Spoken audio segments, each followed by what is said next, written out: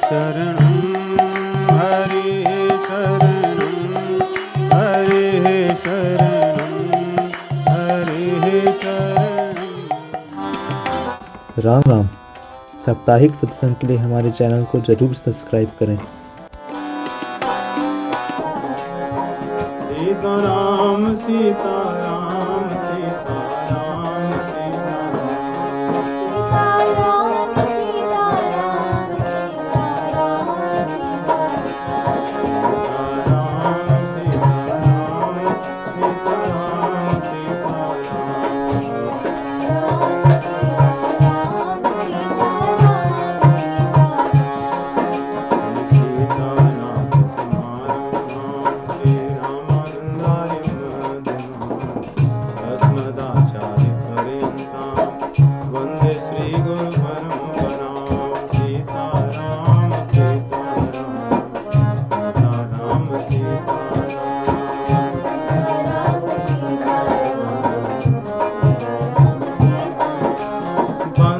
तुलसी के चरण जिनकी नो जग काज कलि समुद्र घोरत लगयो प्रगट्यो सब जहाज। सीताराम सीताराम सीताराम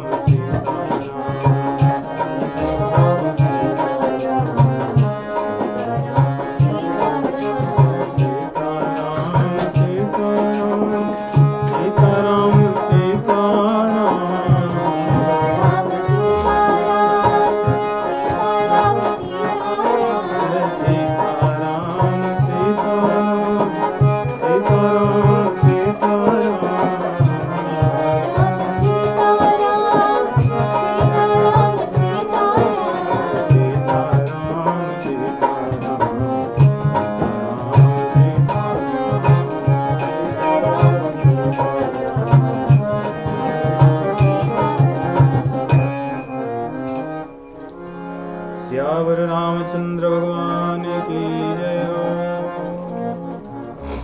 पवन सुत हनुमान जी महाराज की जय हो। गोस्वामी तुलसीदास जी महाराज की जय। श्री रामचरितमानस की श्रृंखलाबद्ध कथा में बालकांड के दोहे प्रथम क्रमांक तक हमने पिछले सप्ताह किया था, जिसमें गुरु की वंदना का प्रकरण चल रहा था।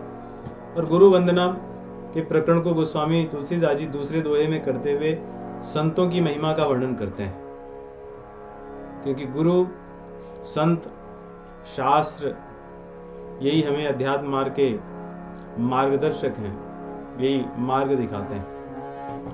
तो इन्हीं का वर्णन है। पिछले सप्ताह कह रहे थे कि जो हमने प्रथम दोहे पढ़ा कि गुरु के चरण की रज को अपने नेत्र में लगाने के लिए, उसको लगाने से हमें दिखने लगता है। अभी नहीं दिख रहा है जब तक नहीं लगाए। जैसे किसी के पास नेत्र हो और न दिखता हो, अर्थात कोई बीमारी है, यदि उस बीमारी का उपचार हो जाए तो फिर दिखने लगेगा। इसलिए उसके उपचार के लिए कह रहे हैं कि ये जो गुरु के चरण की रज है, ये अमृत रूपी अंजन है, काजल है। इसके लगाने से ही रोगों के जो नेत्रों के जो रोग हैं वे दूर होंगे। गुरुपद रज मृदु मंजूल अंजन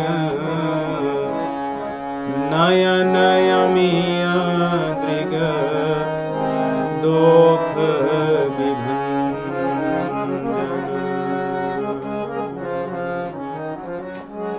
गुरु पद रज मृदु मंजुल अंजन।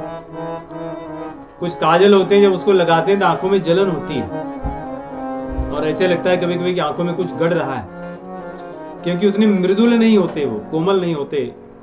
परंतु गुरु चरण जो रज है वो बड़ी मृदुल है, बड़ी कोमल है।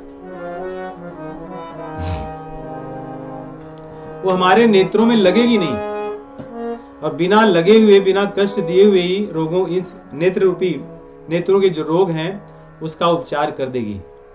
इसलिए कह रहे हैं इसको लगाने से क्या होगा, जो रोगों को, जो नेत्रों को न दिखने का रोग है वो दूर हो जाएगा। उसको नष्ट कर देगी, फिर हमें सही चीजें दिखने लगेंगी। तो हमारे हृदय में जो नेत्र है वो खुल जाएगा, और इस नेत्र के खुलने पर हृदय में बैठे हुए जो प्रभु हैं उनके हम दर्शन करेंगे।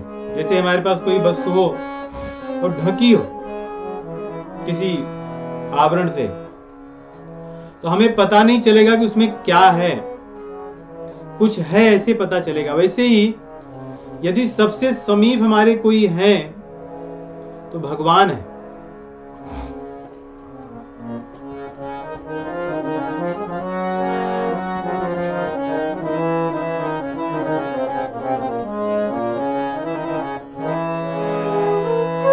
यदि कोई सबसे समीप हमारे हैं तो भगवान है, और हमारे इतने समीप होने पर भी हम उन्हें नहीं देख पाते, क्योंकि नेत्रों में हमारे विषय रूपी रोग लगा हुआ है, इसलिए हमें दिखते नहीं। परंतु गुरु चरण की जो रज है वो इस रोग को दूर करने वाली है। वो भव रोग है, उससे दूर हो जाएगा, और हमें रामचरित सूझेगा। सूझे ही रामचरित वर्णव रामचरित भवमोचन। तो भगवान का जो चरित्र है, जो भव बंधन से छुटकारा दिलाने वाला है, उसका हम वर्णन करने लगेंगे या उसको हम जानने लगेंगे। गोस्वामी जी कह रहे हैं कि मैं रामचरितमानस लिखने तो जा रहा हूं, परंतु विषय भोगों का जो आवरण है, इसलिए मैं उसमें योग्य नहीं हूं, समर्थ नहीं हूं। गुरु के चरणों की रज को जब नेत्र में लगाऊंगा, अर्थात उनकी जो कृपा प्राप्त होगी, तब मैं रामचरित का वर्णन कर सकता हूं। इसीलिए देखिए, बड़ी सूक्ष्म बात है। कई बार हमें लगता है कि हम भगवान की कथा ही तो सुन रहे हैं, भगवान के भजन ही तो सुन रहे हैं। जिनके मुख से हम श्रवण करेंगे भजन को, जिनके मुख से श्रवण करेंगे हम कथा कीर्तन को, उनकी भावनाएं हमारे हृदय में आएंगी। क्योंकि सुनने वाले तो बहुत हैं और कहने वाले बहुत हैं, परंतु भाव रोग तो छोड़ दीजिए। संसार के जो हृदय में विकार हैं वही दूर नहीं होते। विकार दूर होने पर भी भव सागर से तर जाएंगे, ये सुनिश्चित नहीं हो सकता, क्योंकि विकार तो कईयों के दूर हो गए हैं। कई लोग बड़ी बड़ी सेवाएं करते हैं, बड़े बड़े कार्य करते हैं संसार में परोपकार के, परंतु भव रोग से सब दूर हो जाएंगे ऐसा नहीं है। क्योंकि भव रोग से दूर भगवत कृपा से ही हुआ जा सकता है। भगवत कृपा सभी को प्राप्त होती है जब गुरु की कृपा हो। भगवत कृपा तब प्राप्त होती है जब हमारे हृदय के विकार दूर होते हैं, उसके पश्चात। परंतु सबसे सुनने के बाद में भी हमारा संसार का ही रोग नहीं दूर होता है, तो भव रोग कहां से होगा? क्योंकि जब तक जो कहने वाले हैं यदि उनके हृदय में विकार व्याप्त है, तो जो भी कहेंगे उन विकारों से मिल करके आएगा। जैसे कहीं पर विष भरा हो और वहां से होकर वायु प्रवाहित होती हो, तो वायु अपने साथ विष की गंध को ले आएगी, विष के कणों को लाएगी, और उस वायु को जो भी श्वासोच्छ्वास से लेंगे, ग्रहण करेंगे श्वास से, वे मृत प्राय हो जाएंगे। जैसे वायु जब चंदन से होकर बहती है तो चंदन के सुगंध को साथ में ले आती है, वैसे विष से होकर आने वाली वायु विषाक्त हो जाती है। ठीक उसी प्रकार विषय कामनाओं से जो ग्रसित जीव हैं, उनके मुख से जो श्रवण हम कथा करते हैं, भजन करते हैं, भले वो कितने भी अच्छे क्यों न गाते हो, कितने भी अच्छे श्रेष्ठ प्रवक्ता क्यों न हो, उससे कभी हमारा उद्धार नहीं हो सकता। जैसे गोस्वामी जी अपने लिए कह रहे हैं, तेहि करि बिमल विवेक विलोचन, रामचरित बरनम भवमोचन।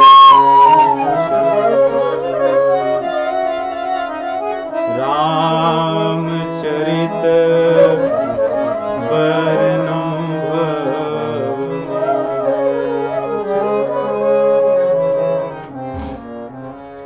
अब देखिए, आरंभ हुआ था बंदों गुरुपद कंज, सोरठा जो था वहां से, और गुरु की वंदना यहाँ पे विराम होती है।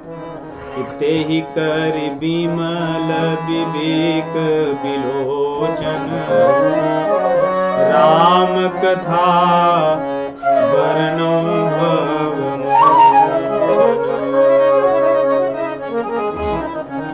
बंदों गुरुपद गंज से, गुरु के चरण कमलों की वंदना करने से ही आगे जो योग्यताएं आती हैं, उसी से जीव भगवान का चरित्र बखान सकता है, उसका व्याख्यान आख्यान कर सकता है, उसका वर्णन कर सकता है, जिससे भव रोग दूर हो सकता है, भव बंधन से जीव छुटकारा पा सकता है स्वयं, और जो उसको श्रवण करते हैं वे भी।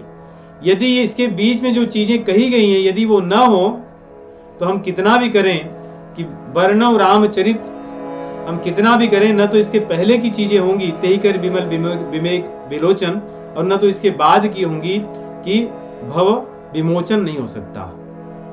इसलिए भव बंधन से मुक्त करने के लिए रामचरित या भगवान के चरित्र की जो कथा है वो तभी हमारा उद्धार कर सकती है जब वो गुरुमुखी व्यक्ति से, और जो गुरुमुखी व्यक्ति है जिसके अंदर वो योग्यता हो गुरु कृपा से, भगवत कृपा से, जो गोस्वामी तुलसीदास जी ने सोरठे से लेकर के संपूर्ण पहले दोहे में बताई है, जिसके अंदर दैन्य का भाव हो, वही भगवत कथा को कह करके स्वयं के और दूसरों के भव बंधन को दूर कर सकता है। आगे ब्राह्मणों की वंदना और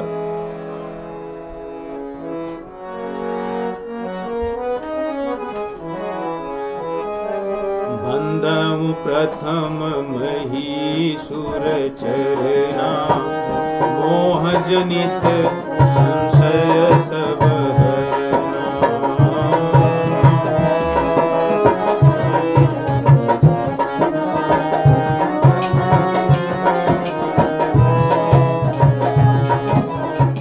सुजन समाज सकल गुण गानी, करऊं प्रणाम सुप्रेम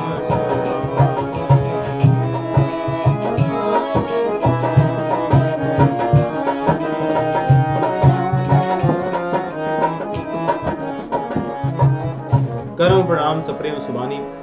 कह रहे हैं जो महीसुर अर्थात इस धरती पर चलते फिरते देवता हैं वे हैं ब्राह्मण देवता। इसीलिए ब्राह्मणों की वंदना की बात इसीलिए कही गई है क्योंकि चलते फिरते इस भूमि पर जो देवता है उन्हें भूसुर कहा जाता है या महीसुर कहा जाता है, जो ब्राह्मणत्व के गुणों से संपन्न है। ये लोग सदैव पूजनीय हैं। इसलिए कलयुग में फर्स्ट क्लास ब्राह्मणों की बड़ी आवश्यकता है जो समाज का मार्गदर्शन कर सकें, क्योंकि गोस्वामी जी कह रहे हैं मोह जनित संशय सब हरना। जो मोह से जनित संशय जीवों में है उसका हरण तो ब्राह्मणत्व से ही हो सकता है। यदि सुयोग्य ब्राह्मण अपने कर्तव्यों का पालन करे तो जीवों के हृदय से मोह की जो ग्रंथि है वो छिन्न भिन्न हो जाएगी।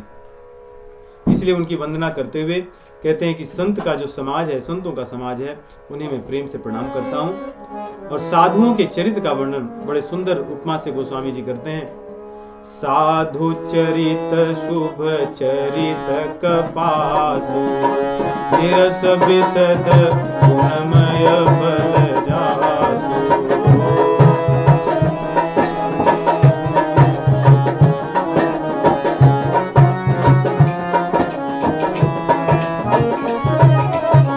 जो सही दुख परिचित दुरावा, वंदनीय जे जग जग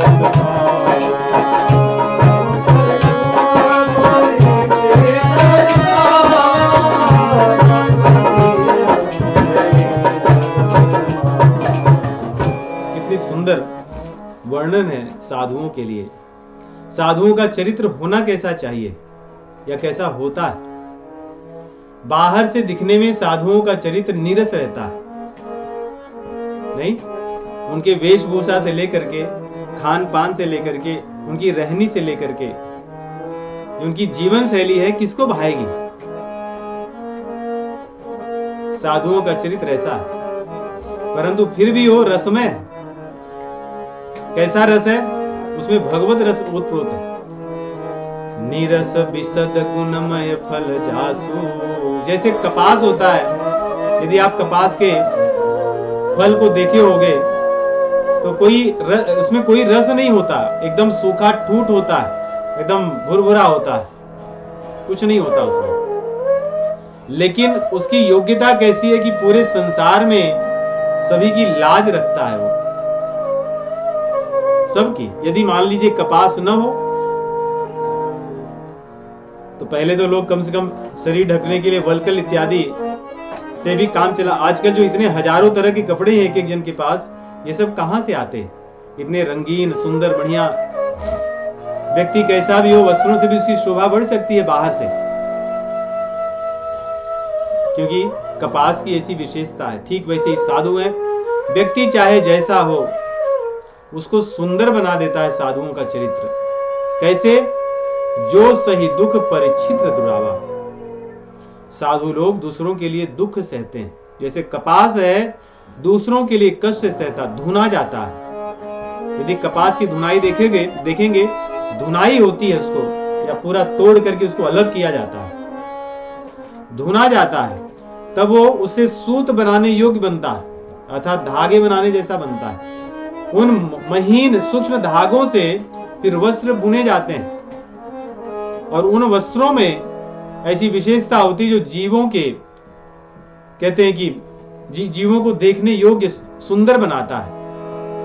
वैसे साधु का चरित्र है जो स्वयं तो दुख सहते हैं, विषय वासनाओं से स्वयं दूर रह करके, अपनी इंद्रियों को तपा करके, अपने मन का चारों तरफ से निग्रह करके, शमन करके, दमन करके, कष्ट को सह करके अपने भीतर तेज को प्रकट करते हैं। भगवत तेज उनके भीतर होता है।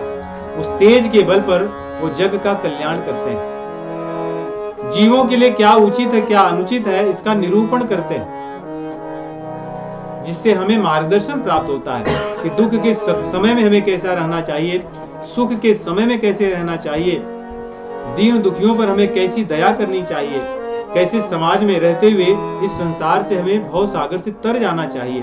ये सब संतों के जीवन से ही हमें सीखने को मिलता है। वो दुख सहकर के इन बातों को प्रकट करते हैं। दूसरा जो उदाहरण दे रहे हैं, जो सही दुख परिच्छिद्र दुरावा। निर्मल मन जन सो मोहि पावा, मोहि कपट छल छिद्र न भावा। मोहि कपट छल, ये तो हम समझ जाते हैं कि मुझे कपट भी और छल भी अच्छा नहीं लगता, लेकिन छिद्र क्या है? यही छिद्र है जो भगवान को अच्छा नहीं लगता, जिसको छिद्रता कहते हैं, छिद्रता होना। और साधु इस छिद्र को दूर करते हैं। उदाहरण के लिए, एक जैसे आपके पास कोई चद्दर हो, चद्दर में एक छोटा सा छिद्र हो, यदि उस छिद्र को आप समय पर नहीं भरोगे, धागों से उसको नहीं सिलोगे, तो धीरे धीरे वो चद्दर पूरी तरह से फट जाएगा, बड़ी शीघ्रता से उसी स्थान से फटेगा। यह है छिद्रता। वैसे जीवों में भी छिद्रता होती है। छल तो अलग है, कपट अलग है, छिद्रता होती है। किसी की छोटी सी बात को लेकर के उसको बड़ी बनाना, किसी के बारे में कुछ एक गलत धारणा लेकर के बैठे रहना, ये सब छिद्रता है जो समय पर धीरे धीरे बढ़ती ही जाती है, कभी कम नहीं होता। साधुओं के चरित्र से, साधुओं के प्रेरणा से, उनके बताए गए मार्ग से जीव अपनी छिद्रता को ढक लेता है, जो संस्कारों के कारण होती हैं छिद्रताएं। जैसे कोई कितना भी अच्छा हो, उसकी निंदा कर देना, और आध्यात्मिक मार्ग के पथिक लोगों को अपने द्वारा की गई सेवाओं के लिए प्रशंसा की इच्छा रखना सूक्ष्म है, बड़ी छिद्र है ये। इसमें कपट भी नहीं, इसमें छल भी नहीं, यही छिद्रता है कि हमने ऐसी सेवा की है तो जब तक सभी लोग न जाने, उसकी चर्चा न करें। ये यहां पे प्रशंसा के रूप में या सूक्ष्म प्रशंसा की इच्छा के रूप में आती है। परंतु साधुओं के चरित्र से ही इस प्रकार के छिद्र बंद हो सकते हैं, और ये छिद्र बंद होने पर ही हम रामचंद्र जी को प्रिय हो सकते हैं। मोहि कपट छल छिद्र न भावा, निर्मल मन जन सो मोहि पावा। जब भगवान को जो चीज नहीं अच्छी है वो हम नहीं करेंगे तब भगवान को हम प्राप्त होंगे। और अंततोगत्वा हम लोग इसीलिए ये कार्य कर रहे हैं, जो भी पाठ कर रहे हैं, जप कर रहे हैं, ये सारी चीजें करने का प्रयोजन या कथा श्रवण कर रहे हैं, भगवान को प्राप्त करना है। साधुओं की कृपा से ही हम पा सकते हैं। इसलिए वंदनीय जेहि जग जस पावा, ऐसे साधु पुरुष वंदनीय है।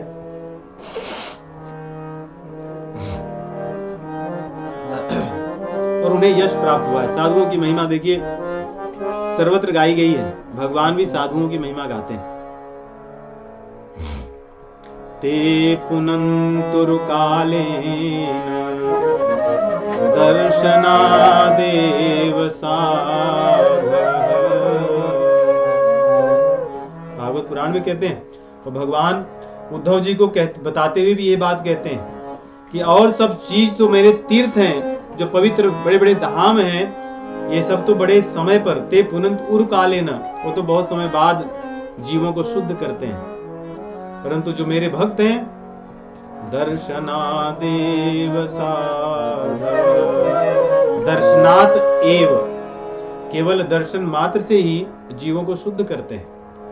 हम चिंतन करें कि जो भी करोड़ों में से कोई एक गुण भी हमारे हृदय में दिखता हो, उसकी परछाई दिख रही हो, यह हमने कहीं पढ़कर नहीं प्राप्त किया है, यह हमने कोई साधना करके नहीं प्राप्त किए हैं। यदि किसी व्यक्ति की साधना बड़ी अच्छी हो और सत्संग न हो, तो अभिमान से ही वो पतित हो जाएगा। किसी व्यक्ति के पास बुद्धि ज्ञान बहुत अधिक हो, व्याकरण के सभी सिद्धांतों को जानता हो, यदि सत्संग न करता हो तो अहंकार से पतित हो जाएगा। यदि किसी को कुछ न पता हो, सत्संग से निर्माण होकर के भगवान को प्राप्त कर सकता है। तो संतों में ऐसी महत्ता है। जो शास्त्र भी नहीं कर सकते वो संत करता है, और जो भगवान नहीं कर सकते वो संत करता है। इसलिए संत की महिमा बड़ी अनोखी है। ये अपने दर्शन मात्र से ही जीवों का कल्याण करते हैं, केवल दर्शन से, इसीलिए वंदनीय है। और उस बात को गोस्वामी तुलसीदास जी अगले ही चौपाई में कह रहे हैं कि मुद मंगलमय संत समाजो,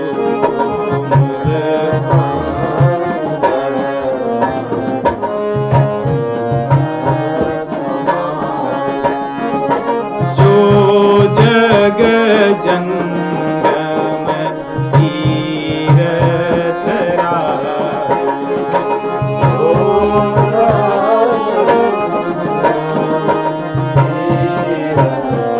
बड़ी अच्छी उपमा आगे कह रहे हैं कि मुद मंगल में संत समाजो। संतों का समाज तो मुद और मंगल करने वाला है।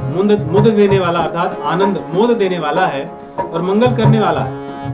और है क्या ये प्रयागराज है। कैसा? जंगम प्रयागराज। ये चलता फिरता है। और प्रयागराज है तो प्रयागराज तो जाना जाता है कई कारणों से। एक तो वहां पे गंगा जी हैं, यमुना जी हैं, सरस्वती जी हैं। वहां पर तीनों का संगम है, जिसको त्रिवेणी कहते हैं। वहां पे अक्षय वट है, जहां पे बाल मुकुंद प्रलय काल में विश्राम करते हैं। मार्कंडेय मुनि को लीला करते हुए दिखाते हैं भगवान के स्वरूप को। तो इस चलते फिरते तीर्थराज में क्या क्या है? गंगा जी कौन है, यमुना कौन है, सरस्वती कौन है, अक्षय वट कौन सा है, इत्यादि का वर्णन कहते हैं। और यहाँ पे त्रिवेणी कौन सी है? राम भगति जह सुर सरी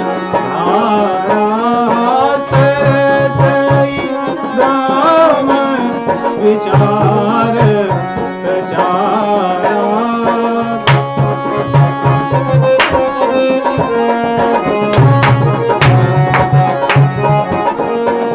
विधि निषेधमय कलिमल हरणी कर्म कथा रवि नंदिनी हरणी।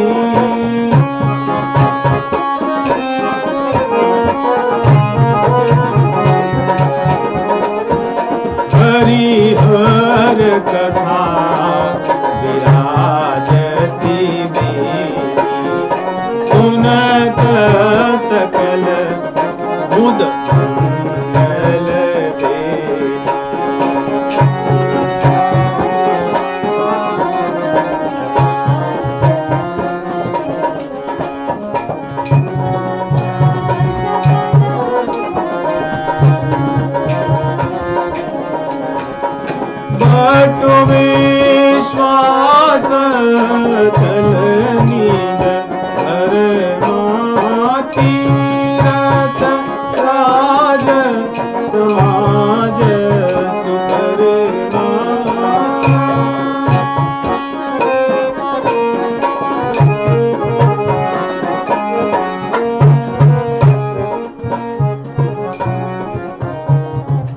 यहाँ पे गंगा जी कौन है? जहाँ पे संत होते हैं, एक प्रकार से संतों का लक्षण भी है, संतों की महिमा भी है। जहाँ पे संत महात्मा होंगे वहां पे राम भक्ति जहाँ सुर सरिधारा, वहां पे राम भक्ति की चर्चा होगी, कृष्ण भक्ति की चर्चा होगी, हरि भक्ति की चर्चा होगी। राम भक्ति जहाँ सुर सरिधारा, और वहां पे ब्रह्म विचार भी होगा, ब्रह्म निरूपण भी होगा कि ब्रह्म तत्व क्या है, जीव क्या है, माया क्या है इत्यादि का निरूपण होगा। तो जो ब्रह्म विचार होगा वही सरस्वती जी है, क्योंकि ये ज्ञान की देवी।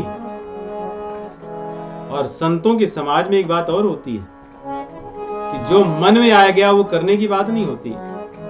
क्या हमें करना है और क्या नहीं करना है, क्या विधि है और क्या निषेध है। जो शास्त्र विहित और शास्त्र निषिद्ध जो नियम है, कर्म है, सिद्धांत है, उनकी भी चर्चा होगी। यही यमुना जी है। यमुना जी यमराज की बहन है। यमराज ही इसका लेखा जोखा रखते हैं कि क्या करना है और क्या नहीं, किसका कौन सा पाप का खाता है, कौन सा पुण्य का। उनकी बहन को भी यहाँ पे गोस्वामी तुलसीदास जी ने कहा करम कथा रविनंदिनी वर्णी। ये सूर्य की बिटियां हैं और इन्हें पता है कि क्या उचित है और क्या अनुचित है। तो ये हो गए गंगा, यमुना और सरस्वती। अब वहां पे जो तीनों मिली हैं जहां पे, उसको कह रहे हैं हरिहर कथा विराजत बेनी। जहां पे संतों का समाज होगा तो वहां पे यम नियम भी होंगे, उसकी चर्चा, भगवान के भक्त की चर्चा और ब्रह्म तत्व की वेदांत की चर्चा। परंतु इनके साथ साथ में हरिहर कथा जो होती है, हरिहर कथा विराजति बेनी, बिना भगवान की कथा करे, बिना भगवान शिव जी की कथा किए, फिर वहां पर संतों का वास्तव में लक्षण नहीं। कोई संत महात्मा हो जहां भगवान की कथा ही ना होती हो तो हमारे किस काम का, क्योंकि हमारे लिए कोई लाभ नहीं उससे। इसलिए संतों का होना अर्थात हरिहर कथा हो, जिसको गोस्वामी तुलसीदास जी ने भी किया। पहले उन्होंने रामचंद्र जी के चरित्र को लिखने के पहले भगवान शिव जी का चरित्र लिखा। प्रथम कही शिव चरित्र जाना बूझा मरम तुम्हार। कहते भी हैं याज्ञवल्क्य जी भरद्वाज जी को कि मैंने प्रथम भगवान शिव जी का चरित्र कह के तुम्हारी भक्ति की परीक्षा लेना चाहा कि तुम्हारे हृदय में भगवान शिव जी के प्रति प्रेम है या नहीं। क्योंकि जिसके हृदय में भक्तों के प्रति प्रेम नहीं होगा, वैष्णव के प्रति प्रेम नहीं होगा, वह कभी भगवान की कथा श्रवण कर ही नहीं सकता, संभव ही नहीं। हमें श्लोक स्मरण में नहीं आ रहा है, परंतु भागवत पुराण के प्रथम स्कंद में ही सभी ऋषि मुनियों से कहते हैं सूत जी कि शौनकादि ऋषियों, आपने जो पूछा था मैंने वो संपूर्ण भगवान का इतिहास और उनके परम प्रिय भक्तों का इतिहास वर्णन कर दिया, जिससे जीव का कल्याण होता है। तो केवल भगवान के ही इतिहास या चरित्र से नहीं, भक्तों के भी चरित्र से ही जीव का उद्धार होता है। इसलिए यहां कह रहे हैं हरिहर कथा विराजत बेणी, भगवान शिव जी की और भगवान की कथा कि वहां पर साधुओं के प्रयागराज में, साधु रूपी प्रयागराज में वहां पे सुशोभित होती है, वही वहां की शोभा है। जैसे त्रिवेणी आप जाइए तो लोग वहां जाकर के त्रिवेणी में जाते हैं, नौका में बैठ करके वहां पे संकल्प करते हैं और तीर्थ का स्पर्श करते हैं, वहां पे तर्पण इत्यादि करते हैं, क्योंकि उस स्थान की महिमा है। ठीक वैसे ही साधुओं के समाज में हरिहर कथा की महिमा है। हरिहर कथा के बिना समाज का कल्याण नहीं होता, कहते हैं। इसलिए कह रहे हैं उसको श्रवण करते ही मंगल हो जाता है जीव का। और प्रयागराज में तो बटू है, अक्षय वट है। यहां पे क्या है? विश्वास। बटु विश्वास अचल निज धर्मा। अपने धर्म में, अपनी वैदिक परंपरा में, अपनी सनातन परंपरा में जो अचल विश्वास है, अटूट विश्वास है, यही वटवृक्ष है। क्योंकि हम साधुओं को देखें, यदि साधुओं को पता ही न हो कि कभी यहां कभी वहां, कभी किसी और जगह की बात, किसी और जगह की बात, कोई शास्त्रों में जो बातें नहीं है, मनगढ़ंत किसी तरह की चर्चा करें, कथा करें, या कोई नए भगवान के ऊपर चर्चा करें, तो ये अक्षय वट फिर वहां नहीं। इसलिए उन्हें अपने शास्त्रों में जो वर्णित भगवत चरित्र हैं, शास्त्रों में वर्णित जो सिद्धांत हैं, इन पर दृढ़ विश्वास हो, वही साधुओं का एक और लक्षण। और फिर इस तरह के जो साधु हैं वो करते क्या है, देखिए यदि किसी को प्रयागराज जाना हो, कुंभ शायद अब आएगा 24-25 में आएगा शायद कुंभ फिर से, तो अगले 1.5 साल बाद। तो अगर आपको तीर्थराज में जाकर के प्रयागराज में आपको पुण्य लेना है, वहां का लाभ लेना है, तो भी कम से कम 1.5 वर्ष प्रतीक्षा करनी होगी, जनवरी 2025 तक 14 महीने। और फिर यहां से जहां भी आप हैं वहां से आपको टिकट वगैरह खरीद करके मेहनत करके वहां जाना होगा। और उस समय, जिस समय, ऐसा नहीं कि वहां पहुंच गए तो वहां पे तीर्थराज में जब कुंभ आता है तो वो क्षण होती है, बेला होती है, वो मुहूर्त होता है जब देवताओं द्वारा अमृत की वर्षा होती है, जब स्नान का मुहूर्त होता है, उसमें स्नान करना होगा। वहां पे कष्ट सहने होंगे, धक्के मुक्के लगेंगे, और कुछ सामान भी हो सकता है कभी खो जाए, कुछ हो जाए। बड़े कष्ट सह करके फिर आपको वहां का तीर्थ स्पर्श करने को, स्नान करने को मिलेगा, तब उसका फल मिलेगा। और यदि वहां पे गए आप और तनिक भी यदि आपने शास्त्र विहित आचरण किया, तो कहते हैं कि जिम तीर्थ के पाप, तीर्थों के पाप बड़ी तेजी से बढ़ते हैं, खा जाते हैं जीव को। इसलिए जिनकी वृत्ति पाप करने की है, कई बार धाम में जाने पर उनके पाप हजारों गुना बढ़ जाते हैं, क्योंकि तीर्थ में किए गए पापों का फल हजारों गुना होता है जीव को। और पुण्य का भी ऐसे ही, यदि वहां जाकर आपका आचरण अच्छा नहीं रहा, वैसे ही विषय भोग में निर्लिप्त हैं, आप लिप्त हैं, तो वहां जाकर आपको पुण्य के बदले पाप ही मिलेगा और आप उसको लेकर आएंगे। तो वहां पे बड़ी कठिनाई है और एक तरह से नेगेटिव मार्किंग भी है। लेकिन जो ये जंगम तीर्थराज हैं, जो चलते फिरते प्रयागराज हैं, ये तो सब ही सुलभ और सब ही सुलभ, सब दिन और सब देशा। सब ही सुलभ, सब दिन सब देशा। ये हमको प्रतीक्षा करने की आवश्यकता नहीं, 14 महीने बाद जाएंगे। सब दिन उपलब्ध है, सभी देश में उपलब्ध है, सभी देश में और सभी लोगों के लिए। देखिए कई लोग तो ऐसे स्थान पे होंगे जिन्हें पता ही नहीं प्रयागराज कुछ होता। आज भी इतने जो ये YouTube का, Facebook का और ये इंफॉर्मेशन एज जिसको कहते हैं कि ये इंफॉर्मेशन युग है, इसमें भी बहुत से इस संसार में ऐसे लोग हैं जिन्हें पता ही नहीं प्रयागराज क्या है। तो उनके लिए तो असंभव है उस पुण्य को प्राप्त करना, परंतु संतों का दर्शन तो सभी को संभव है। सब ही सुलभ, सब दिन सब देशा, सभी देशों में।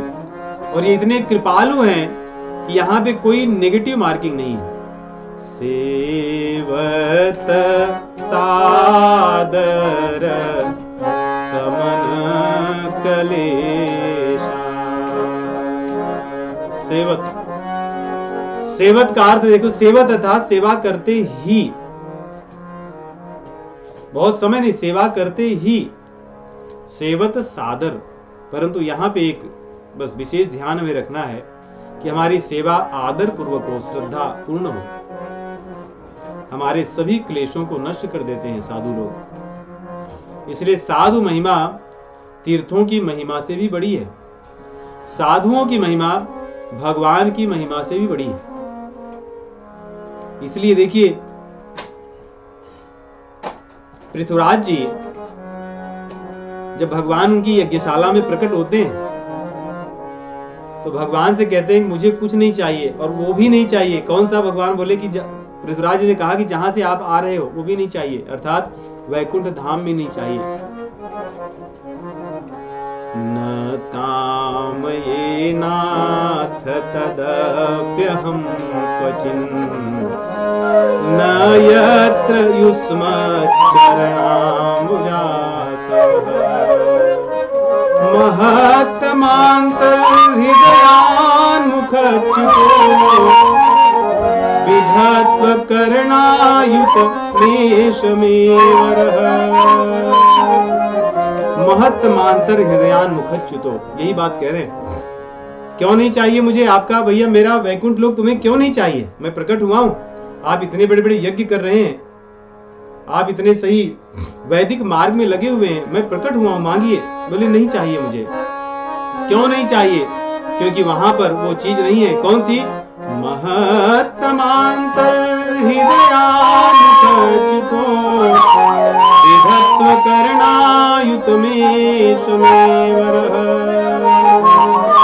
क्या वहां पे आपके भक्त लोग हरिहर कथा विराजित वेणु के रूप में हरिहर कथा कहेंगे? भगवान बोले नहीं कहेंगे। तो बोले हमें नहीं चाहिए, आप एक काम कीजिए, आए हैं तो कर्ण दे दीजिए। कितने? बोले हजारों कर्णों की, 10,000 कर्णों की जो शक्ति है मुझे दीजिए, क्योंकि मैं YouTube चैनल पे हजारों वीडियो साथ में देखना चाहता हूँ, सुनना चाहता हूँ। मैं हजारों ईयरफोन लगा करके सुनूंगा। नहीं, ऐसा उन्होंने नहीं कहा, मैं तो व्यंग में कह रहा हूं।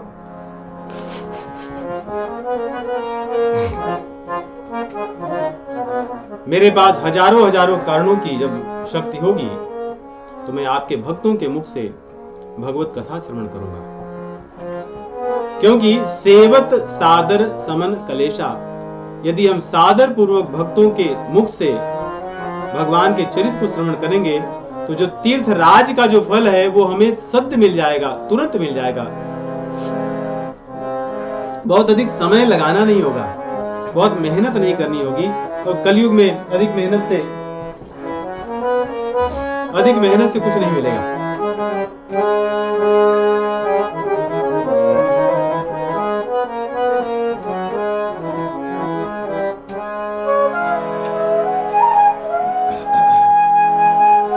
अकथ है अलौकिक तीरथ राव, देश सत्य फल प्रकट प्रभाव। तो कहते हैं इस प्रकार जो ये तीर्थ राज हैं, कौन से तीर्थ राज? प्रयाग वाले नहीं, अलौकिक है। ये दिखते भले हो सांसार। करना क्या है?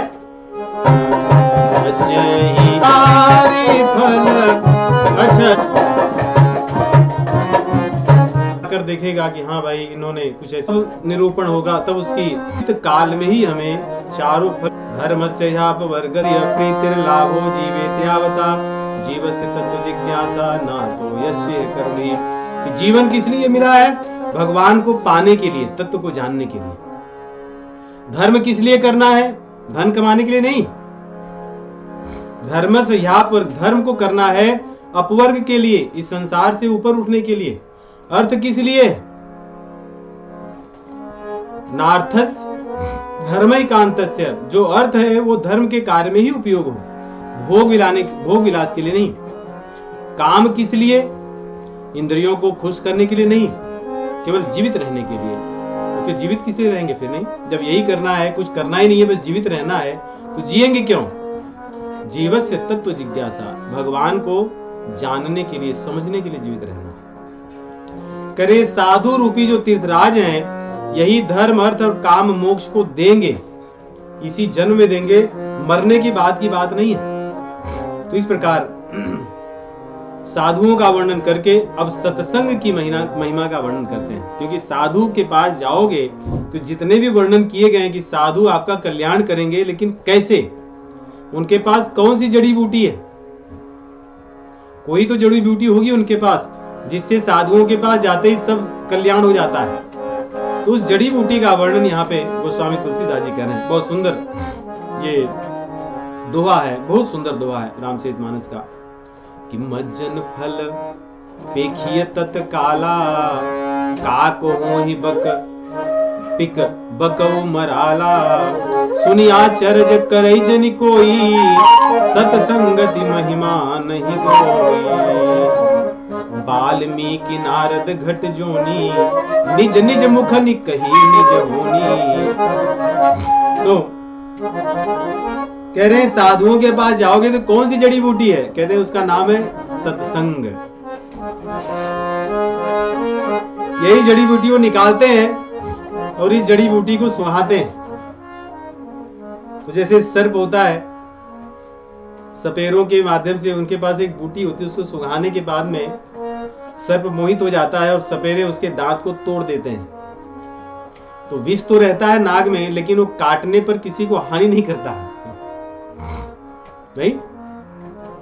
तो ऐसे ही साधु महात्मा अपनी जड़ी बूटी एक निकालते हैं और जीव को सुंघाते हैं। जो सत्संग करने जाते हैं, उससे क्या होता है, उनके जो विषय रूपी जो हृदय में एक थैली थी, उस थैली को ही फोड़ देते हैं।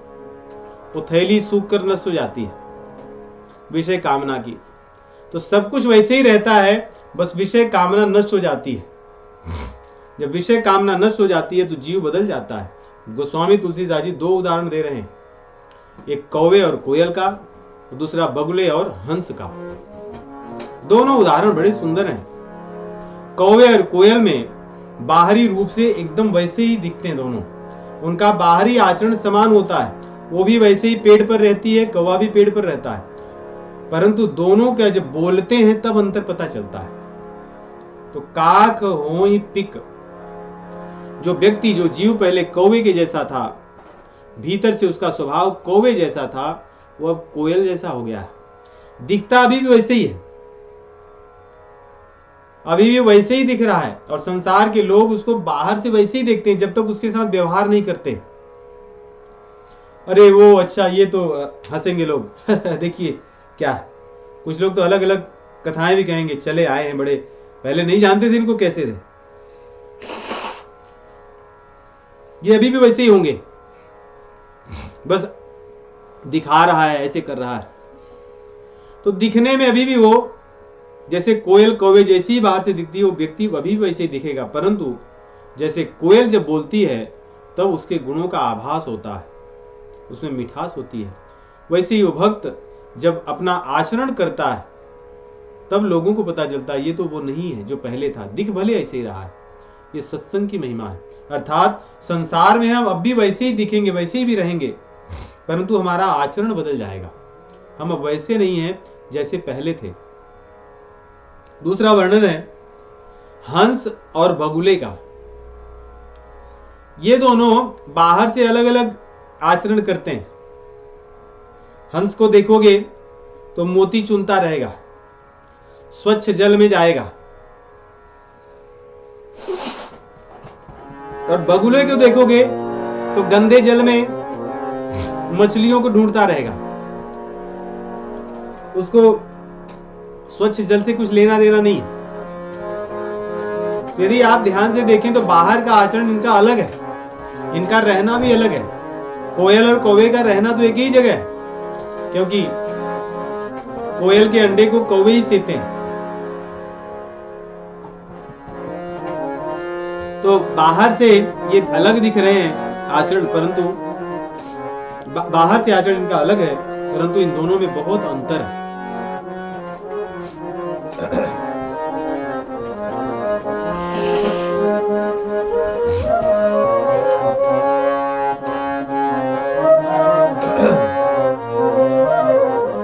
ये सत्संग की महिमा है। हमारा आचरण बाहर से ही बदल जाएगा, हमारी रहनी बदल जाएगी।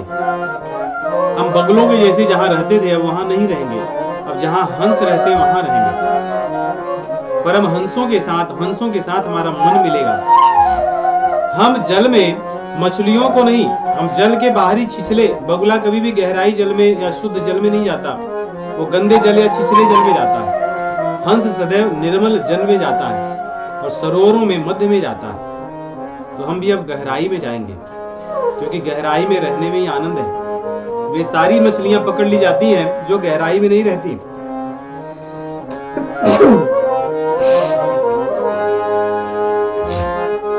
गोस्वामी जी कहते हैं, सुखी मीन जे नीर अगाध,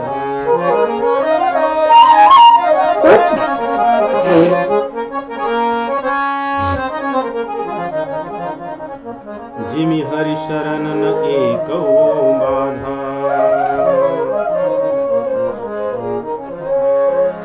जितनी गहराई में मछलियां होती हैं उतना ही वो सुरक्षित होती हैं। वैसे जो हंस है वो जलों में गहराई या मध्य के शुद्ध और स्वच्छ निर्मल जल की तरफ जाता है, और जो भोगी विषयी बक होता है वो बाहर ही रहता है। सत्संग करने वाला व्यक्ति धीरे धीरे गहराई की ओर जाता है। इस संसार के जो मटमैला, जो छिछला भाग है उसको छोड़ देता है और भगवान की ओर गहराई में प्रवेश करता है। ये सत्संग का लक्षण है। और ये सत्संग है, कह रहे हैं इसको सुनकर कोई आश्चर्य मत करो। मैं उदाहरण दे रहा हूं। बोलिए किसका? नारद जी का। नारद जी का चरित्र हमने भागवत महापुराण में सुना है। दासी के पुत्र होने के पश्चात उन्होंने भगवान का अनुभव किया, आकाशवाणी हुई और भगवान ने कहा कि तुम्हें अगले जन्म में साक्षात मिलूंगा, और वो ब्रह्मा जी के पुत्र बनकर उत्पन्न हुए। वाल्मीकि जी का चरित्र हम सभी जानते हैं। संतों की महिमा से ही, संतों के संग से ही उन्होंने अपने जीवन को ऐसा किया कि भगवान के चरित्र को लिखा और आज वो आदि कवि के रूप में जाने जाते हैं। उसी प्रकार अगस्त्य जी का भी है। अगस्त्य जी कई पौराणिक कथाएं अलग अलग प्रकार की, परंतु मुख्य यही है कि जब इस संसार में प्रकट हुए तो संतों के संग से ही वो अगस्त्य बन पाए, नहीं तो अगस्त्य नहीं बनते, जिनके भीतर समुद्र को सोख लेने की भी क्षमता है। और यही अगस्त्य मुनि है जिनके यहाँ भगवान शिव जी भी भगवान की कथा को श्रवण करने के लिए आते हैं। तो केवल सत्संग की महिमा है। कह रहे हैं इन लोगों ने अपने मुख से कहा है, कोई ऐसा नहीं झूठे बना के कहा है, इन्होंने अपने मुख से अपना वर्णन किया। वाल्मीकि जी ने भी, नारद जी ने भी और अगस्त्य जी ने भी। तो ये तो हो गया मुनियों का। आगे जलचर थलचर नवचर नाना, जे जड़ चेतन जीव जहाना। जड़ और चेतन पर भी प्रभाव पड़ता है। हनुमान जी जब जाने लगे तो मैनाक पर्वत प्रकट होकर के उसने हनुमान जी का अभिनंदन किया, उन्हें सेवा प्रदान की, क्योंकि ये सत्संग की महिमा है। वो जड़ है। चेतन में तो हमने देखा सरासर जगत चेतन में। जलचर जो है, जब रामचंद्र जी का ही हम चरित्र लें, जब भगवान सेतु बंधन कर रहे हैं तो जल के जितने जीव जंतु हैं वो सब यदि पढ़ो तो प्रकट होकर के रामचंद्र जी के चरणों को स्पर्श करना चाहते हैं, भगवान का दर्शन करना चाहते हैं, क्योंकि सब बंदर भालुओं के साथ उनका सत्संग हुआ है। सेतु बंधन के समय सबने हरि कथा कही सुनी है, राम राम कहते हुए लिखते हुए सबने इन पत्थरों को जोड़ा है। इसी सत्संग से उन पर प्रभाव हुआ। और थलचर जीव जंतु तो बंदर भालू स्वयं ही है। वे साक्षात उदाहरण है, ये सब भगवान के हो गए। और नवचर जटायु जी हैं, कागभुषुंड जी हैं, गरुण जी हैं। ये सब सत्संग की महिमा से ही आज पूजनीय है। जे जड़ चेतन जीव जहाना। और संसार में जितने भी लोग हैं वे सब लोग सत्संग से ही आज अच्छे बने हैं, सम्माननीय बने हैं, पूजनीय बने हैं। कोई व्यक्ति कुसंग के कारण पूजनीय ऐसा नहीं है। ऐसा कहीं नहीं दिखेगा कि कुसंग किए थे इनकी बड़ी महिमा हुई होगी उन भोगियों की ही सभा में कुछ दिनों के लिए। तद बायसम तीर्थमुशंति मानसा न यत्र हंसा निर्मंत शिक्षा। जो जैसे होते हैं उन्हें वैसे ही बढ़िया लगते हैं, तो उनकी महिमा उन्हीं कुसंगियों में ही होगी। परंतु नहीं, साधुओं में महिमा तो उन्हीं की हुई जिन्होंने सत्संग किया। आगे उदाहरण में मत की रति गति भूत भलाई, जब जय जतन जहां जय पाई। कह रहे यदि किसी को मति मिली, अच्छी कीर्ति मिली, गति मिली, भूति अर्थात वैभव मिला, भलाई मतलब यश मिला। इनके भी उदाहरण हमें रामायण में मिल जाएंगे। मति जामवंत जी की अच्छी है, मति हनुमान जी की अच्छी है, मति सुग्रीव जी की अच्छी है, मति विभीषण जी की अच्छी है। कहां से मिला इन्हें? ये सब सत्संग से मिला। इसीलिए तो कहते हैं सुमति कुमति सबके उर रही, नाथ पुराण निगमस कहीं। विभीषण जी ने सुंदर कांड में कहा कि कुमति सुमति सबके पास होती है, लेकिन सत्संग से हमारी सुमति इस समय प्रकाशित हो गई है और कुमति सो गई है, और तुम्हारा उल्टा हुआ है। तो मति यहां पर उदाहरण। कीर्ति भी कईयों की है। यश जी की, विभीषण जी की कीर्ति है, अम्बरीश महाराज जी की कीर्ति है। सत्संग से ही तो पाए। गति जटायु गिरिराज की है, पक्षी होकर भी उनकी ऐसी सदगति प्राप्त हुई उन्हें। भूति सुग्रीव को प्राप्त हुई, बाली का वध करके भगवान ने सारा वैभव दे दिया। विभीषण जी को प्राप्त हुई। और भलाई अर्थात जितने लोगों का भला हुआ, यश हुआ, सभी अवधवासियों ने भलाई प्राप्त की।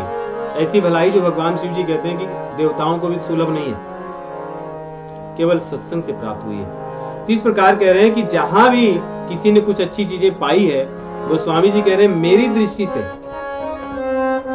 क्योंकि हम लोग को कई बार लगता है कि नहीं ये तो बहुत धनवान है, फिर ऐसे सोचिए धनवान तो रावण भी था, ये तो बहुत बलवान है, तो कंस भी था, इनका यश तो बहुत अधिक है, रावण का तो तीनों लोकों में था। तो ऐसी गति भलाई कीर्ति का क्या लाभ जो भगवान से व्यक्ति को दूर कर दे, परंतु ऐसी गति भलाई धन संपत्ति वैभव मति जो भगवान के साथ जोड़ दे वो तो सत्संग से ही प्राप्त हो सकती है। इसलिए कहते हैं सो जानब सतसंग प्रभाव लोक हूँ वेद आन पाऊ।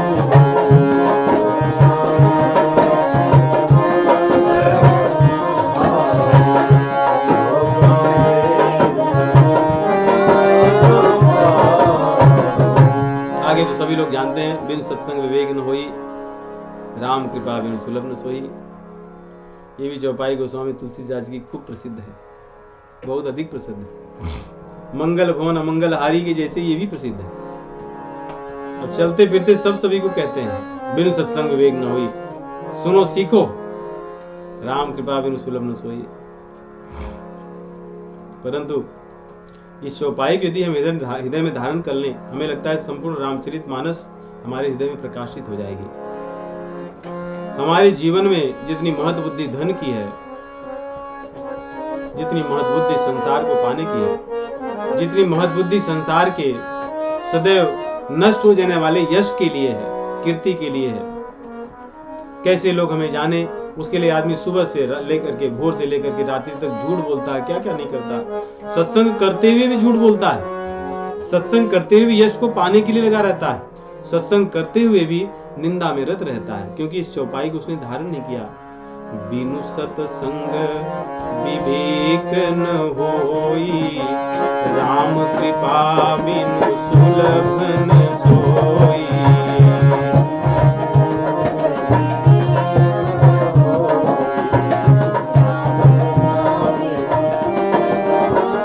मैं इस चौपाई को ऐसे समझता हूं कि बिनु सत्संग विवेक न होई, यहां तक तो ठीक है।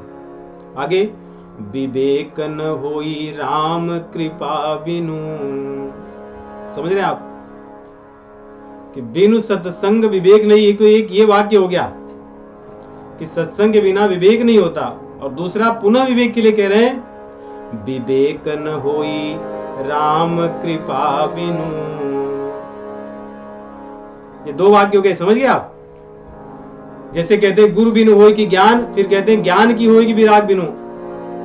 ठीक वैसे ही बिनु सत्संग विवेक न होई, एक, दूसरा विवेक न होई राम कृपा बिनु। राम की कृपा के बिना विवेक भी नहीं हो सकता। सत्संग तो भले मिल जाए, परंतु विवेक भगवत कृपा पुनः प्राप्त होगी तब होगा। सत्संग तो मिला ही हमें। और तीसरा वाक्य इसमें है राम कृपा बिनु सुलभ न सोई, कि राम जी की कृपा ये भी सुलभ नहीं है सभी को। राम जी की कृपा सबको सुलभ नहीं है।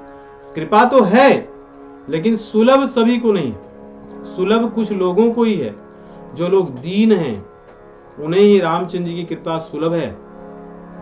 जैसे जल की वृष्टि कितनी भी हो, परंतु जब तक पात्र को हम उल्टा करके रखेंगे जल का संग्रह कभी नहीं संचय हो सकता है। ठीक वैसे ही भगवान की कृपा वृष्टि तो सर्वत्र है, सुलभ नहीं है जीवों को, उन जीवों को जो अभिमान से ग्रसित हैं, जिन्हें अपने भीतर प्राप्त कोई भी सांसारिक जो दिखने मात्र वाला ही गुण क्यों न सही, उसी पर अभिमान है। रंग पर, वस्त्र पर, केशों पर, आभूषणों पर, मतलब आप नाम लीजिए, व्यक्ति उसी में मरा जा रहा है, इतना अभिमानी हो गया। अपनी कार पर, और कभी कभी तो अपने I am proud of you आगे पीछे जिसका नाम लगा ले, सब पे अभिमान ही है व्यक्ति को, तो भगवान की कृपा सुलभ नहीं होगी। भगवान की कृपा की सुलभता जीव की दैन्यता में है। दीन व्यक्ति ही भगवत कृपा का पात्र हो सकता है। इसलिए दीन व्यक्ति को भगवत कृपा प्राप्त होगी और सत्संग प्राप्त होगा, और सत्संग से विवेक प्राप्त होगा।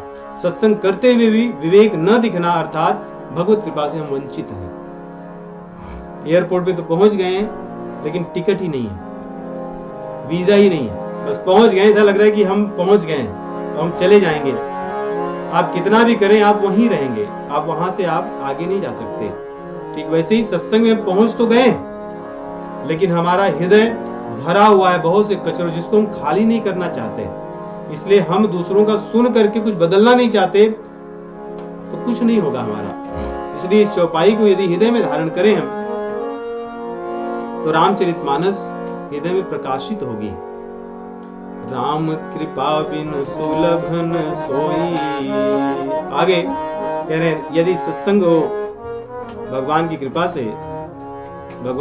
से विवेक प्राप्त हो, तो सठ सुधन ही सत्संगत पाई, पारस परस कुधात सुहाई। जैसे पारस पत्थर है, वो कुधात लोहे को भी स्वर्ण बना देता है, वैसे ही लोहे जैसे कठोर हृदय वाले जो सठ हैं, उनको भी कोमल बना देता है। जैसे मूल्यवान हो जाता है स्वर्ण लोहे की तुलना में, कोमल हो जाता है स्वर्ण लोहे की तुलना में, आकर्षित हो जाता है। तप करके वो दूसरों के काम आता है। जैसे लोहा तपता भी है तो दूसरों के काटने के ही काम में आता है, लेकिन स्वर्ण तप कर भी दूसरों की शोभा बढ़ाता है। तो यदि हम सत्संग करें तो सठता का हमारा जो आचरण है, सठता का जो व्यवहार है, सठता का जो स्वभाव है, वो नष्ट हो जाएगा। लेकिन एक बात और अंतर है कि पारस पत्थर तो लोहे को सोना बनाता है, फिर वो सोना कुछ नहीं कर सकता। वो सोने में क्षमता नहीं किसी और को सोना बना सके। परंतु संतों की कृपा से यदि कोई सठ संत बन जाता है, उसके अंदर क्षमता आ जाती है कि औरों को भी संत बना सकता है। ये अंतर है। तो संतों की महिमा पारस पत्थर से भी ऊपर है। संतों को महिमा जो भी आप कल्पना कर सकते हैं। भगवान स्वयं कहते हैं कि मेरे भक्त मुझसे भी अधिक महात्म्य वाले हैं, क्योंकि मैं तो जीवों को सुधारता नहीं, संहार करता हूं। मेरे भक्त जीवों को सुधारते हैं, मेरे पास आने योग्य उन्हें बनाते हैं। इस प्रकार कहते हैं कि सत्संगत मुद मंगल मूला, सोई सिद्ध फल सब साधन फूला। यदि हमने सब कुछ जीवन में कर लिया, वो स्वामी तुलसीदास जी कहते हैं, यदि सत्संग नहीं किए तो आपने कुछ नहीं किया। यदि आपने कुछ नहीं किया और सत्संग किया तो आपने सब कुछ कर लिया। ये गोस्वामी तुलसीदास जी का एक कथन है, और होता यही है। हम अपने इस छोटे से जीवन में अनुभव स्वयं का है और हमने देखा भी है। आप सब कुछ कर लिए, यदि आपके जीवन में सत्संग नहीं है तो आपने कुछ नहीं किया है वास्तव में। और आपने कुछ न किया हो, सांसारिक अन्य जो क्रियाएं भले ही लौकिक पारलौकिक न की हो, परंतु सत्संग किया तो आपने सब कुछ कर लिया। सत्संगी व्यक्ति को देखकर ही पता चल जाता है कि सत्संग किया है। उसकी जब वाणी निकलती है, जिस प्रकार वो हाथ जोड़ता है, जिस प्रकार वो भगवान का नाम लेता है, जिस प्रकार आपकी सेवा करता है, जिस प्रकार आपकी की हुई सेवाओं के प्रति कृतज्ञता व्यक्त करता है, अपने आप पता चल जाता है। और जो व्यक्ति सत्संग न किया हो, वो चाहे जितना बाहर से कितना भी कुछ करे, वो चीजें प्रकट हो ही जाती हैं कि सत्संग नहीं किया है। इसलिए ये चौपाई कि सत्संगत मुद मंगल मूला, सोई सिद्धि फल सब साधन फूला। जैसे पुष्प हो, यदि वो फल में परिवर्तित न हुए हो तो कौन लोग पेड़ लगाएंगे इतने। आम का वृक्ष हो खूब, लेकिन उसके पुष्प बौर आए उसके बाद वो नष्ट हो जाएं, तो आम के वृक्ष का क्या लाभ है। या कोई भी सब्जियां जैसे पुष्प में आती हैं, पुष्प के बाद वो फल में ना बदले, केवल पुष्प के बाद सूख कर गिर जाएं, तो उस वृक्ष का क्या लाभ है। ठीक वैसे ही आपने जीवन में सब चीजें कर ली है, सब पुष्प आपके पास हैं, परंतु वो सत्संग से की वायु से, सत्संग के सुगंध से सुगंधित नहीं हुए, तो उसका क्या लाभ है। तो ऐसा कहकर के विधि बस सुजन कुसंगत पर ही फन मन सम निज गुण अनुसरहि। अब यहां से अलग प्रकरण आरंभ करेंगे। अगले 3-4 दोहे में चलेगा, परंतु यहाँ पे प्रसंग के कारण बस कह रहे हैं कि जैसे कोई व्यक्ति कितना भी अच्छा हो, सत्संग न किया हो तो कोई लाभ नहीं, कितना भी बुरा हो सत्संग किया हो तो अच्छा बन जाता है। और दूसरी बात रख रहे हैं कि विधि बस सुजन कुसंगत पर ही, कि कोई व्यक्ति अच्छा हो लेकिन कुसंग में यदि रहता हो तो उसके भीतर ठीक वैसे ही जैसे सर्प की मणि होती है, सांप के शरीर में रहती है लेकिन फिर भी वो प्रकाश करती रहती है, वैसे ही यदि आप सत्संग किए हैं, आपके अंदर सज्जनता आ गई है सत्संग के प्रभाव की, तो कभी प्रारब्ध बस यदि आप बुरे लोगों के साथ आपको रहना पड़ भी गया, और रहना पड़ता ही है, पड़ भी गया नहीं, हम रह ही रहे हैं, तो हमें इस चौपाई के अनुसार जीना चाहिए कि हमें उस सर्प के मणि की तरह रहना है कि हम कहीं प्रभावित ना हो। सदैव ध्यान रखें कि हम सत्संग के रंग से रंगे हुए जीव हैं, हमें भगवत कृपा से सत्संग मिला है, इसलिए बाहर मिलने वाला जो कुसंग है इससे मुझे प्रभावित नहीं होना है, ये सदैव ध्यान रहे। और ध्यान रहने पर बहुत लाभ होता है। जैसे रात्रि के अंधेरे में आप जा रहे हैं और आपके पास दीपक मान लो ना हो, यदि आप दौड़ते हुए जाओगे तो गिर जाओगे कहीं ना कहीं, और अगर एक एक पग बचा बचा कर रखोगे तो गिर नहीं सकते, भले आपकी गति अधिक ना हो लेकिन आप गिरोगे नहीं, क्योंकि जैसे ही पग रखोगे यदि वहां पे कुछ समस्या होगी तो आप पग को पीछे ले लोगे, फिर दूसरी दिशा में रखोगे। इसलिए सत्संग में जब रच जाते हैं, पच जाते हैं, तो कुसंग से बचने के लिए हमें सदैव ध्यान रखना चाहिए। भागवत पुराण में ऐसी बात कहते हैं, यानास्थाय नरो राजन न प्रमादित करचित, धावन निमील्य वा नेत्रे न स्खलेन न पतेदिह। जो व्यक्ति एक बार भगवान मार्ग में आ जाता है, इस भागवत धर्म का आश्रय ले लेता है सत्संग के बाद, धावन निमील्य वा नेत्रे न स्खलेन न पतेदिह, तब आंख बंद हो जाने पर भी वो कभी गिरता नहीं है और न तो कभी पतित होता है। कहने का अर्थ है जैसे यहाँ पे सर्प की मणि है तो सर्प के ऊपर, परंतु उस पर कोई प्रभाव नहीं है। हमें भी ऐसे ही ध्यान रखना चाहिए। हम चारों ओर विषय रूपी सर्प से ग्रसित हैं, परंतु हम सत्संग के प्रतीक हैं, इसलिए हम पतित ना हो। हम बहुत सावधानी से अपने जीवन में चलें, ध्यान रखें किसके साथ कैसा हमारा आचरण है, कैसा व्यवहार है, कैसी हमारी रहनी दूसरों के साथ है। संसार में रहना तो ही है, लोगों के साथ व्यवहार तो करना ही है, परंतु हम गिरे ना। तो ऐसा कर करके कह रहे हैं कि ब्रह्मा, विष्णु और महेश, विधि हरिहर और बड़े बड़े कवि और बड़े बड़े वेदों के ज्ञाता लोग साधुओं की महिमा को कह नहीं सकते, तो कह रहे हैं मैं क्या कहूंगा। ऐसा कह करके इस बात को ही विराम करते हैं कि मैं क्या कहूंगा। ठीक वैसे ही जैसे कोई साग बेचने वाला बेचारा हो, उसके पास आप हीरे मोती जवाहरात ले जाइए और उसको बोलिए कि इसका क्या महत्व है, वो बोलेगा यही रख दो, मेरे तौलने के काम आएगा।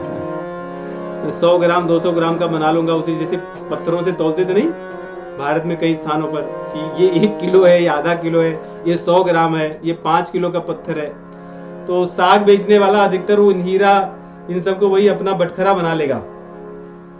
कह रहे हैं वैसे मैं हूं, गोस्वामी जी कह रहे हैं मैं साधुओं की महिमा ऐसे ही कह पाऊंगा, मेरे पास कुछ शब्द नहीं है, इसलिए अब मैं आगे अधिक नहीं कहूंगा, बल्कि उनसे प्रार्थना करूंगा कि संत लोग जो होते हैं, बंदों संत समान चित हित अनित नहीं को, अंजल गति शुभ सुमन जिमी सम सुगंध कर दो। जैसे अंजलि में जब हम पुष्पों को रखते हैं तो बायां हाथ हो, दाहिना हाथ हो या बायां हाथ हो, पुष्प किसी का भेदभाव नहीं करते, दोनों को सुगंधित करते हैं। संत ऐसे ही होते हैं, वे सभी पर कृपा करते हैं। अपनी कथा के माध्यम से, अपनी वाणी के माध्यम से, अपने आचरण से संत सभी पर वही छाप छोड़ते हैं, बिना भेदभाव के सब पे कृपा करते हैं। इसलिए मुझ पर भी कृपा कीजिए, जैसे एक बच्चे पर बड़े लोग करते हैं, क्योंकि एक मैं बालक हूं। संत लोगों का चित्त बड़ा सरल होता है। संत सरल चित्त जगत हित, जान स्वभाव स्नेह। मैं जानता हूं कि संत लोग बड़े सरल चित्त के होते हैं और जगत का हित करने वाले होते हैं। इसलिए गोस्वामी तुलसीदास जी हाथ जोड़ के कह रहे हैं, मेरे स्वभाव को आप जान लीजिए, जानते हो क्योंकि आप प्रेम करते हो। मैं बाल विनय सुनी, कर कृपा राम चरण रति देव। मैं बालक हूं, छोटा सा, मेरी प्रार्थना है कि आप मुझ पर कृपा करें। क्या कहना चाह रहे हैं यहां पर? इस संतों के पास हमारी जाने पर हमारी भावना यही हो, बच्चे जैसे रहे। हम बड़े बन जाते हैं। कई बार संतों के पास जाकर प्रश्न पूछने की मर्यादा हमें नहीं होती। हम प्रश्न पूछते भी, उत्तर भी देते हैं, या प्रश्न पूछते हैं तो पहले कुछ बातें कह करके कि वैसे तो भगवत गीता के 7 अध्याय में मुझे अधिकतर श्लोकों का तो भाव पता ही है, परंतु बस एक ये जो श्लोक है मैं सोच रहा था आप बताएं। ये ऐसे भी प्रश्न होते हैं। रामचरितमानस में बहुत सी चीजें तो मुझे समझ में आ गई है, लेकिन एक चीज, एक प्रसंग में थोड़ा सा समझ में नहीं आया। अगर आप मुझे कुछ बताएं, आप क्या समझते हैं? ऐसे प्रश्न होते हैं लोगों के। तो ये प्रश्न बच्चों के नहीं, ये बड़ों के प्रश्न हैं। बड़ों अर्थात जो संसार में विषय में रचे पचे लोग हैं, उनके प्रश्न हैं। जो व्यक्ति भगवत मार्ग पे चलना चाहता है, उसका प्रश्न तो तद विद्धि प्रणिपातेन परिप्रश्नेन सेवया, प्रणिपात होकर ही प्रश्न पूछा जाता है।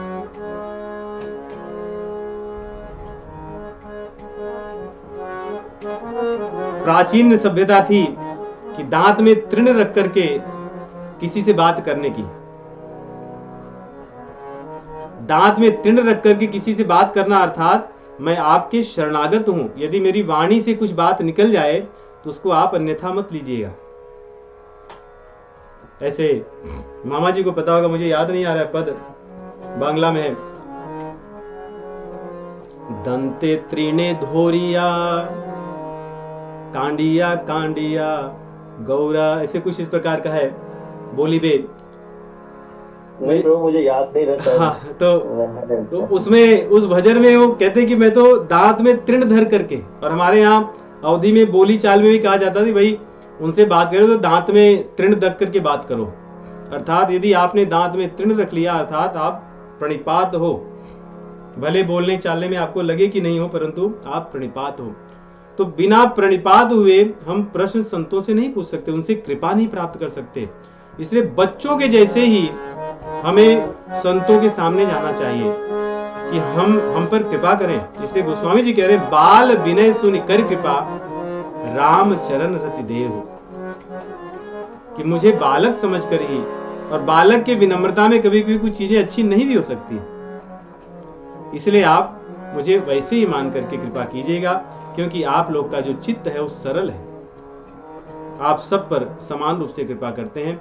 तो आज हम यहीं पर विराम लेंगे समय की मर्यादा को देखते हुए, परंतु रामचरितमानस के पठन पाठन कथा श्रवण में और कथा में मुझे तो बहुत रस मिलता है। ऐसा लगता है कि भगवान कई जन्म दें और रामचरितमानस का ही रस पान करने को मिले। श्री राम जय राम जय जय राम,